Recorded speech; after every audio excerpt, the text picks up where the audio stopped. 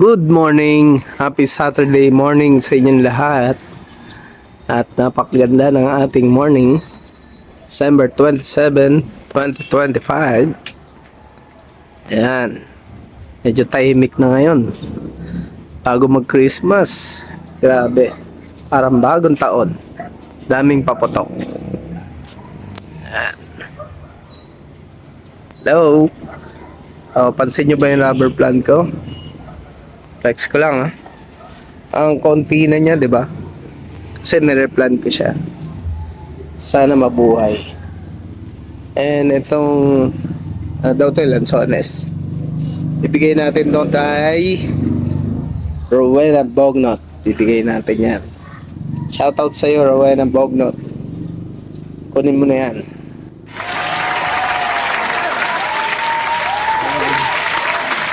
Punta tayo sa ating replant. Ito, nakailan ako. 1, 2, 3, 4, 5, 6, 7. Lucky 7. Wow naman! Wow! Wow! Sino kayang maswerteng mabibigyan na itong na-replant natin? And bago natin ibigay, syempre, sana buhay na siya. Nakakahiya kasi. Diba? Kaya naman maya patay. Hindi siya nabuhay, tapos bibigay natin. Ayan. 7. Flex ko na rin tong aking kalamansi. Tapos na siya mag-flower. Ito na yung finished product niya. Ayan dami na niyang bunga Ayan po. Ito po. Ito po. Ito po. Dami. Ito po. Ito po. Ito po. Ito po. Ang laki na niya. Laki na Laki na Pitisin ko na kaya ito. Our best. Ayan po. Ito po. Galing. Maliit lang siya Hindi siya masyadong mataas. Pero namumunga na madami. And pandan. Tsaka itong aking siling labuyo.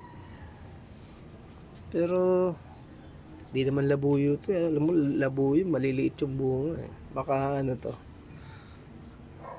Thailand. Thailand, sili ng Thailand. Ang dami niyang flowers May bunga na siya. Ayan may bunga. Kulay green. Kasi nag red, naubos ko na. Ayan. Naubos ko na, napitas ko na, na-harvest ko na. Ayan, antay na lang ulit natin mainog. May mga flowers naman siya. Ibig sabihin, magbubunga pa yan. Pandan. Dami ko pandan. 2 beses na yan! And ito yung yung buto niya na bunga na ito. May nagtatago pa pala doon. Yan, tinanim ko dyan. Yan na yun siya. Ibigay naman natin to kay Lucy. Sa aking ate, Lucy Gutierrez Pedran. Bigyan natin yan. May pandan pa rin dito. Ito yung sekreto ko. Magbababad ako ng dahon ang balat ng saging. Ayan. Ang tawag dyan ayan ang aking compost. Ayan ang way ko na pag-compose.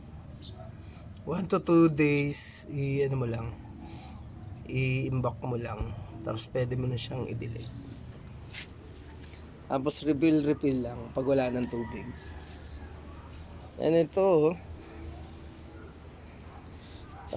tumubo lang bayabas. Nayaan ko na kasi pwede rin yan pang gamot-gamot, sugat, and pwede mo rin gawing herbal. Yun nga yun. Ilaga mo, inumin mo.